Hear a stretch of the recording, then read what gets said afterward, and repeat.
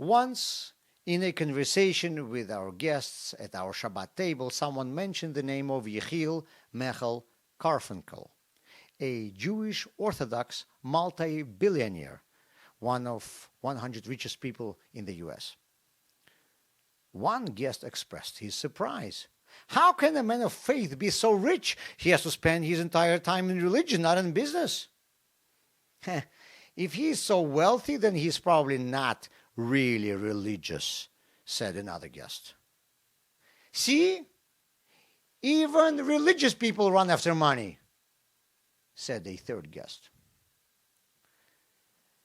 These comments reminded me how Jews raised in a secular environment can be unaware of even the most basic ideas of Judaism. It is obviously a result of modern culture being completely sterilized from any contact with religion.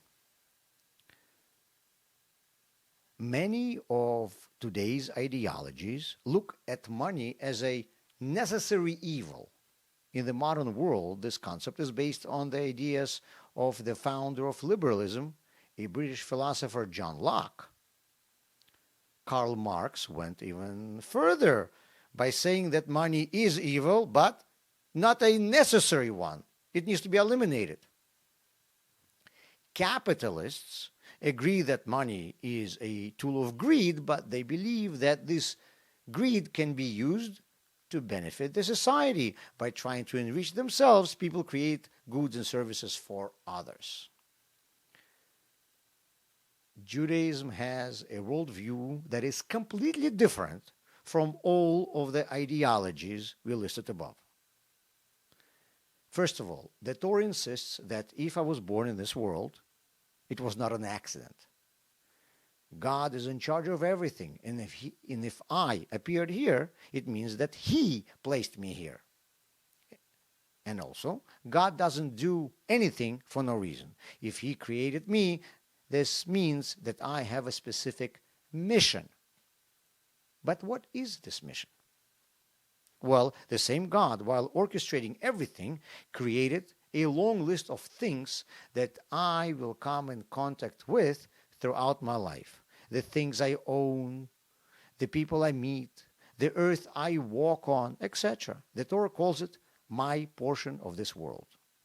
God gives me the task of using my portion of this world for spiritual purposes, for doing mitzvot. If I, for example, use my phone to listen to Rabbi Belinsky's podcasts, then I use the device itself, the cell service, and the money I pay for the service for spirituality. That means I'm fulfilling what God hoped for. I would use it when He gave me these resources.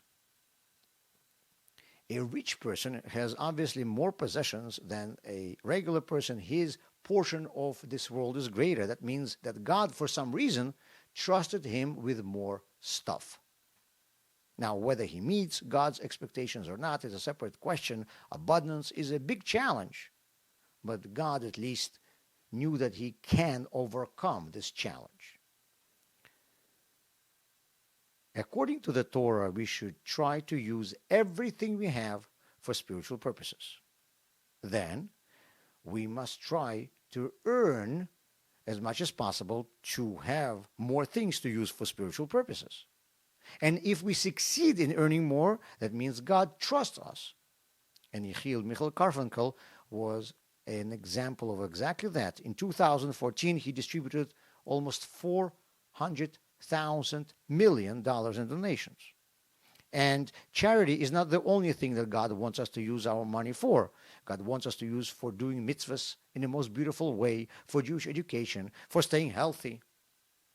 It is said that Rabbi Yehuda HaNasi, the author of Mishnah, showed special respect to the rich because he said their wealth indicated that they earned greater trust of God. Let us live in a way that makes God trust us. And you know what? It could have a positive effect on our bank accounts too.